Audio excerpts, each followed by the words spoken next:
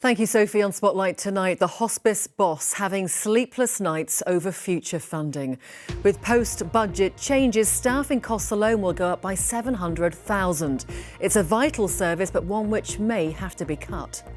If we get into the tail end of next year, we may well then have to make some big decisions as to what our services look like going forward. And that's quite a scary place to be. It's not where we want to be. Also on the programme this evening, you can't sugarcoat it. It's been a bad few days for business.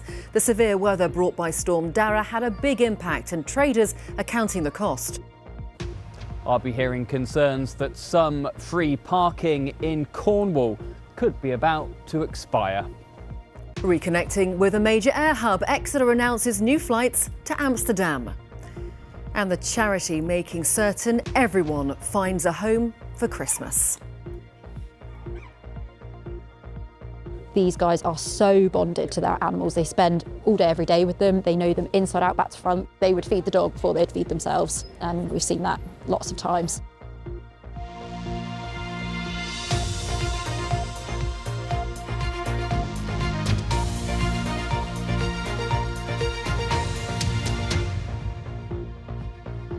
The man in charge of St Luke's Hospice Plymouth says post-budget changes are giving him sleepless nights.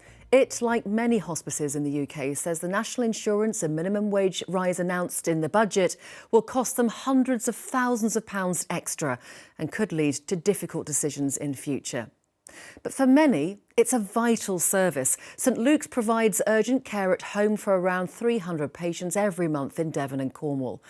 Our health correspondent Anna Val went to meet two people who are being cared for by the charity. Hello, Teresa. This is Teresa's first visit of the day. She's a community nurse at St Luke's. Good morning, Ray. Good morning. How are you doing today? Teresa is part of a team caring for Sandra and Ray Day at their home in Ivybridge. Ray has advanced prostate cancer. I can't walk and I can't drive anymore, but Sandra will always be my sole companion. Yeah. Oh yeah. Well, we're a team, aren't we? Yeah. We're a team, and I'm the team leader. You are.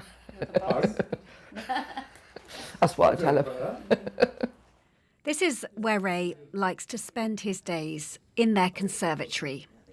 Looking after Sandra, who's looking after you, is just as important, isn't it? Yeah. St Luke's has recently increased Ray's care package so he can continue to stay at home. The next day, the stair lift was fitted and everything was in hand. So we talk about anything and everything. For Teresa, providing emotional support is a crucial part of the job. Part of working for St Luke's is you learn to live each day to the full. You know, none of us know what's around the corner. You know, deal with the bad news, celebrate the good, make each day matter for the patients. It costs around £800 to care for a family in the community. But here at St Luke's in the inpatient ward, that cost rises to £13,000. Robert Eves also has advanced prostate cancer. He's been at St Luke's inpatient unit for just over a month now and is hoping to go home soon. I'm able to get up, I'm able to wash as I wish to, and we'll do the same at home. I'm able to live a normal life, and I'm not looking at the moment to lying there. I don't even know what the prognosis, what I'm going to die of. Does it matter? No, so long as it's not bloody painful. What's your most favourite thing about being here at St Luke's? I think the patience and help of the staff. I'm well aware they're very good. You know, you've only got to ask and you get help.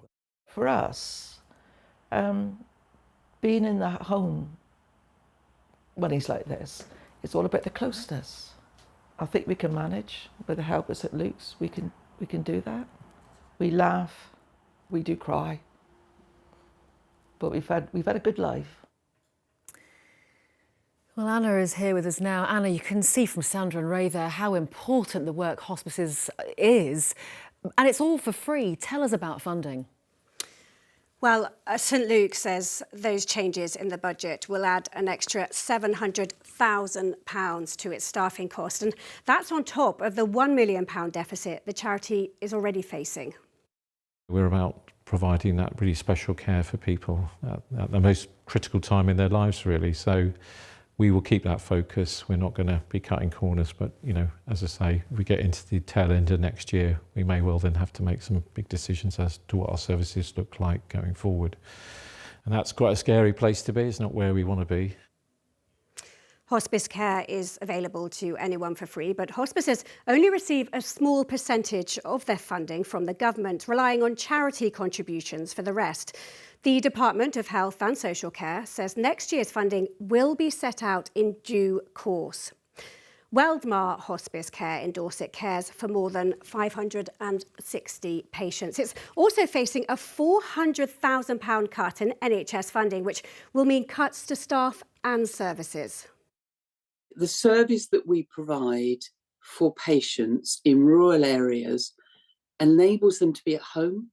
It gives them where they want to be at the time that's really important, and to stop the funding at a time when we're already facing additional pressures without having anything else meaningful in place, it's just not fair. Now, NHS Dorset says it's currently reviewing how it commissions end-of-life care services to best meet the needs of people and support as many as possible. This afternoon, campaigners handed a petition to Downing Street. They're asking for the first £100 million the government makes from fines handed out by the financial watchdog to be given to hospices. The government says it's working to make sure everyone has access to high-quality end-of-life care and is investing £26 billion in health and social care. Victoria. Anna, thank you very much. You can read more about that on our BBC News websites. Next tonight, police believe Cornish rugby player Tom Voice may have died after going missing in a flooded part of Northumberland on Saturday night. The 43-year-old former England international who went to Penn School in Truro failed to return home after visiting friends. It's thought he attempted to cross a ford in his car and it was swept away by the current of the river. Well, here in the southwest, the storm led to huge disruption, including damage to buildings, roads and the national grid. Tonight, there are still more than 4,500 properties without power. Traders say Storm Dara hit businesses after many were forced to shut or cancel events over the weekend because of the severe weather conditions. Exeter Cathedral's Christmas market and Falmouth's festive weekend were both affected. Here's our correspondent, Kirk England. Back in business after Storm Dara. Cash or card, sir? There we are, just on that one when you're ready. Thank you very much. So because of the storm, we had to shut, unfortunately, which was a big financial impact on us as a small business being seasonal.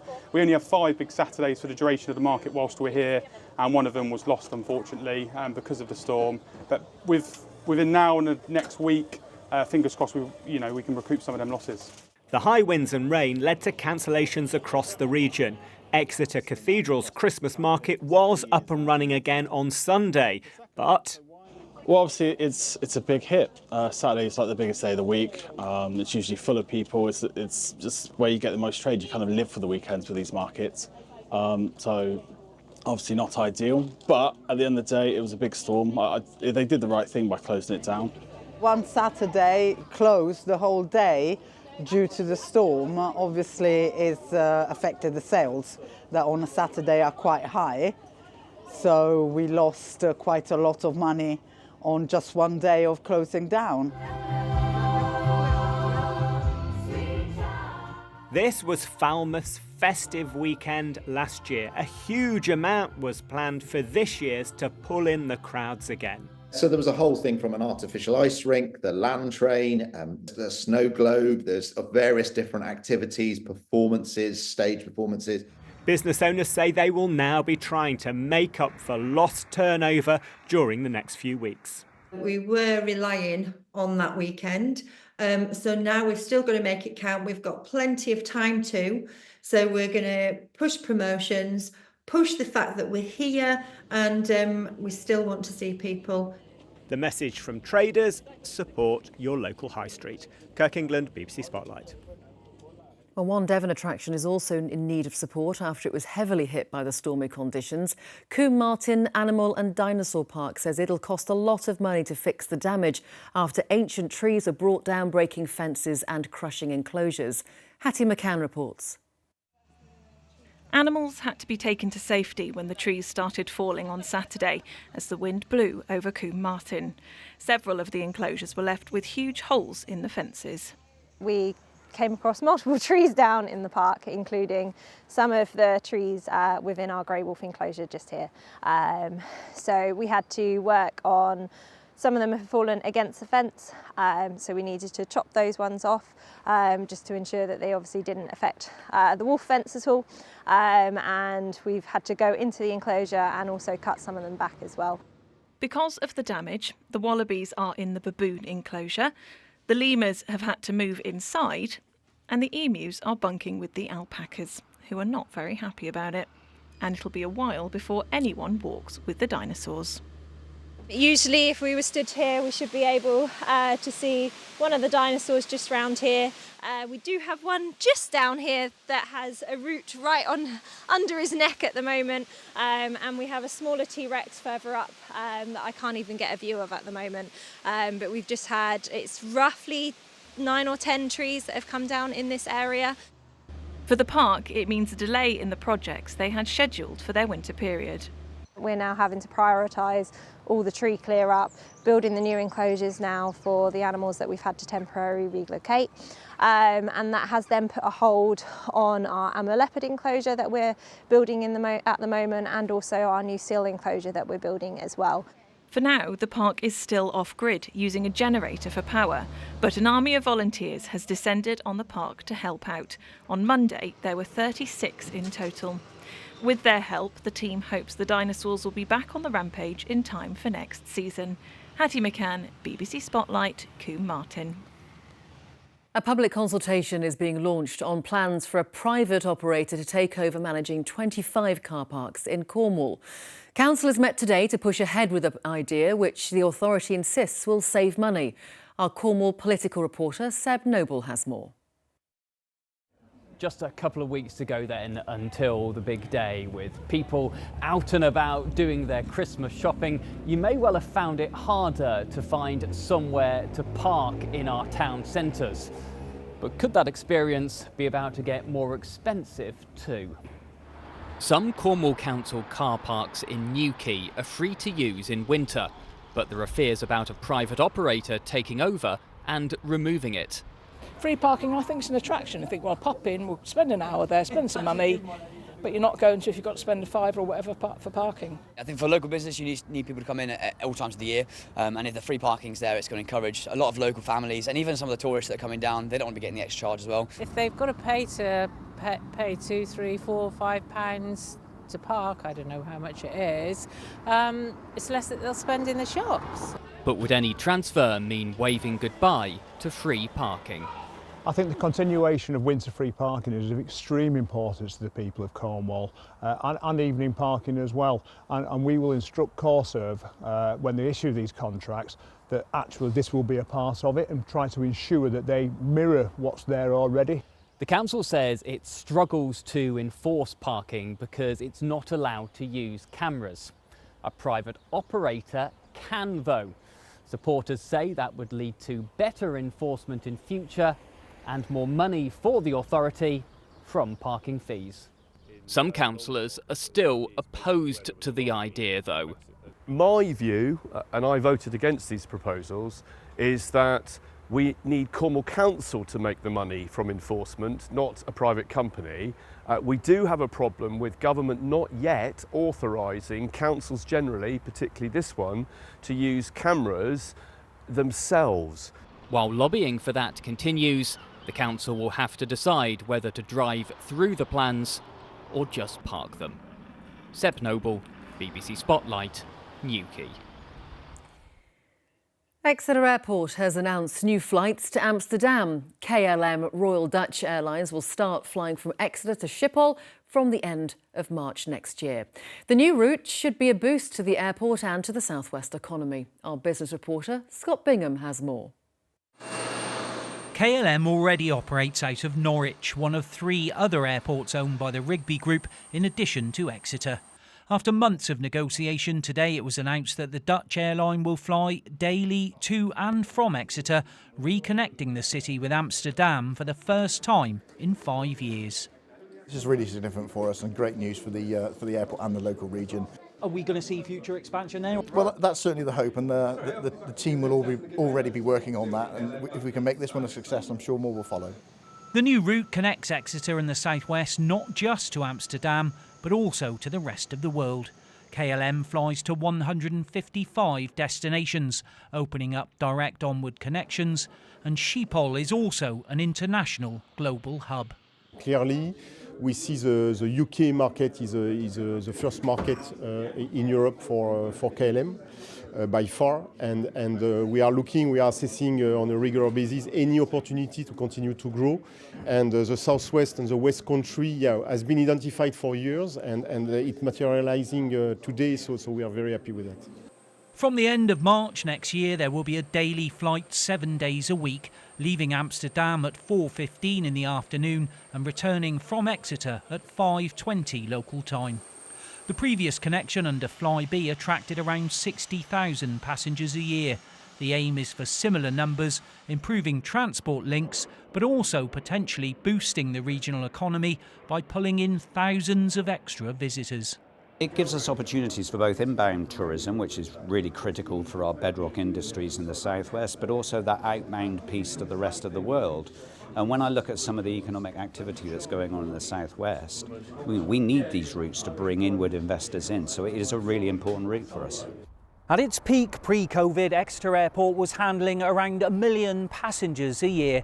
Since the pandemic, it's been steadily recovering, and this new service should see it approaching 600,000 again by the end of next year. Scott Bingham, BBC Spotlight, Exeter Airport. Devon County Council is considering fining schools £21,000 for every child that gets excluded. The Conservative-run authority is looking to raise more than £5 million a year from the proposal as the number of exclusions continues to increase. The council says it needs to work together with schools on tackling the issue, and school representatives will get a chance to vote on the plans in January. We're really shocked because the only reason that a school can permanently exclude a child is if their continued presence in the school is a risk to the health and safety of other pupils or a risk to their educational welfare. So it's not a punishment for a child to permanently exclude them, it's a necessity for the whole school. Maybe heads have exhausted all other options and maybe exclusion is the only thing that they can think of, and yet Devon County Council will be proposing a sanction of £21,000 a year if the child is excluded. We need to find a better way, but for me it's just another example of the chaos that's going on in County Hall with all things children. For people facing homelessness this Christmas, finding somewhere to stay is likely to be harder if they own a pet. According to the charity Street Vet, only around 10% of hostels in the country allow people to stay with their animal. Many will choose to sleep rough rather than abandon their companion. Spotlight's John Danks has been to Truro to see how the charity is helping out. Hello. You are a friendly little thing, aren't you? A roadside checkup for this 9-year-old Siberian husky. Some of the animals attending this pop-up clinic in Truro live on the streets with their owners. These guys are so bonded to their animals. They spend all day, every day with them. They know them inside out, back to front. They're their best friends, and the relationship they have is like no other I've ever seen. And they take amazing care of them. They would feed the dog before they'd feed themselves, and we've seen that lots of times. Wait, this is a Jack Russell, she's called Dottie, and this is my French Bulldog, she's called Theory. Jo Thomas brings her dogs to the street vet once a month. Currently street homeless, she knows how hard it can be securing accommodation for both her and her pets. One time I've even been offered a flat, was supposed to pick my keys up the day after, and they found out that I had 2 dogs and turned it away and said that I couldn't get it. So It was a bit heartbreaking, but I wouldn't give these two up for the world. Well done, my sweet. Good girl. Only 10% or so of hostels accept animals at the moment, so we're trying to work with hostels around the country to be able to facilitate them to accept pets, be that through education, equipment, even something simple as a pet policy. So we have a street vet accredited hostel scheme. We've got approximately 30 hostels signed up. It's an idea supported by the Cornish charity St Petrox, which provides accommodation for more than 160 people. So having a pet, unfortunately, can force someone to having to make a really difficult decision because so many housing providers and landlords won't allow pets, unfortunately. So here at St Petrox, we believe it's really important that if someone has a pet and they've been made homeless, we've got to try and find accommodation for them and their pet. Do you need flea and worm stuff for her today, Martin? Martin and his dog Josie do have somewhere to stay and are regular visitors to this veterinary outreach service. It's brilliant, honestly, it's brilliant. You know, it's not so much for me as it's just for Josie because I know she's okay. Keeping their pets healthy and happy is one thing these owners are determined to do, whatever their circumstance. John Danks, BBC Spotlight, Truro. Now, we've all heard of Cinderella, haven't we? The classic yarn of a put-upon young woman cleaning up after the ugly sisters and always getting a raw deal. But there could be a contender for this Christmas classic, courtesy of Plymouth's Barbican Theatre. Ciderella is a brand new alternative show, and although it deals with adult issues, we sent John Henderson along for a peek preview. Lights, shopping and a show. Traditional Christmas stuff that for most can't be beaten. Oh no, you can't! But if the standard panto isn't quite your thing, this Plymouth venue's offering a festive alternative. When I directed him in my own production of Waiting for Godot, it was a kind of a hipster remake about two vagrants in a coffee shop waiting for a Wi-Fi signal that never arrived. So do we want to go from... Ciderella, complete with the ugly misters, tells the story of a middle-aged barmaid and is definitely not for all the family. Instead of a glass slipper, which would be incredibly uncomfortable, that we would incorporate a glittery HRT patch is what she's given instead of a glass slipper. So it's sort of to clear her brain fog so she can get to the brewery awards on time. So we've talked a lot about perimenopause, and so it's very embedded in the show. A play within a play, the cast have even made a mockumentary about their important, noble work. I did do 4 years in Holby City to be in an actual charity shop, Nigel. In her first panto, Plymouth comedian Susie Bennett is playing the lead. You don't know who I am? No, I'm sorry, I don't. I'm kind of a big deal in Plymouth. They call me the Jan or Diana, I'm like royalty. And in the panto, her character's dealing with the menopause. She's not only got to deal with her stepmum, she's got to deal with hot flushes and brain fog and forgetting things, which is interesting because it's mirroring my own life at the moment. So learning lines with perimenopause can be a problem, and you know, taking all the supplements and all these things you have to negotiate, forgetting words in the middle of sentences. I'm surprised I've been coherent during this conversation. Look at Sam. It's not for children under 14, and if you're shy, Spark. There's nothing to worry about. Potential. Acting potential. There is audience participation, but I can't bear it when people just pull you out of the audience, because that's happened to me before, and I'm incredibly shy and I hate it. Peanuts. Salted or honey roasted? The production starts a 2-week run on Friday. Exploiting bumblebees now, are we? John Henderson, BBC Spotlight, at the Barbican Theatre, Plymouth. And if Susie forgets the lines, she's got a good excuse. Let's have a look at the weather forecast now, and David's here. A little bit calmer? It is calmer. It's generally rather cloudy, though. I've struggled to find Weather Watchers pictures, hello, good evening, that actually have a bit of sunshine. That was West Bay from earlier today, and a little bit of blue sky in Porlock. But yeah, as Victoria was saying, it is much, much quieter on the weather front. I know it's still been quite breezy, and the breeze this evening is still quite lively in places. That wind will gradually take time to drop, and it will take time, so it's not going to be an immediate thing, but certainly a lot less lively than the start of the week. So cold for tomorrow, mainly dry. Winds will continue to drop.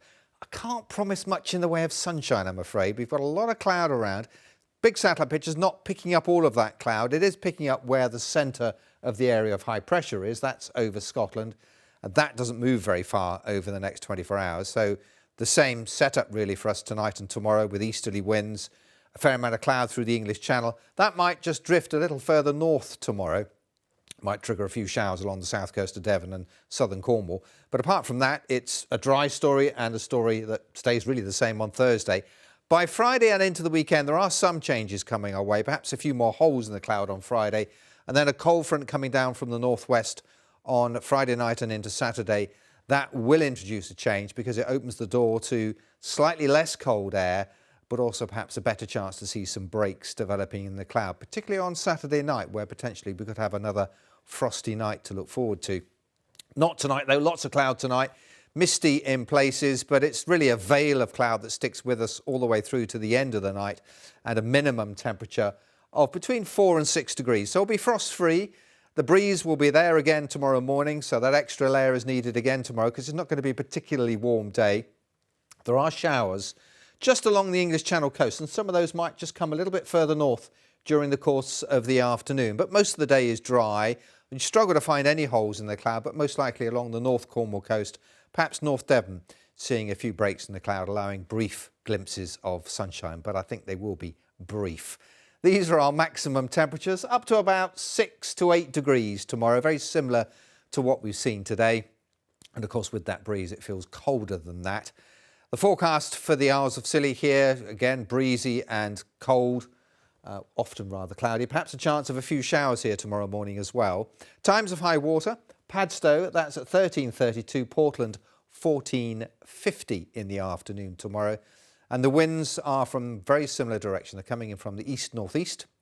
They'll be up at around a force 4 or 5, occasionally 6 along the south coast with those showers. Otherwise, visibility is generally pretty good. So let's have a look at a little further ahead. Let's look at what's happening into the weekend. Not the best story to tell because there is a lot of cloud around as we go into the weekend, with a few spots of drizzle in the wind as well. But I think that cloud will break Saturday afternoon but return again on Sunday. So we could have quite a cold night Saturday night. Most of the clear sky overnight Saturday night rather than during the daytime, sadly. But it is warmer. We'll see those temperatures go back up to 10 or 11 degrees. So there is some good news, although it is often rather cloudy. Have a nice evening. Victoria. 10 or 11, you're spoiling us.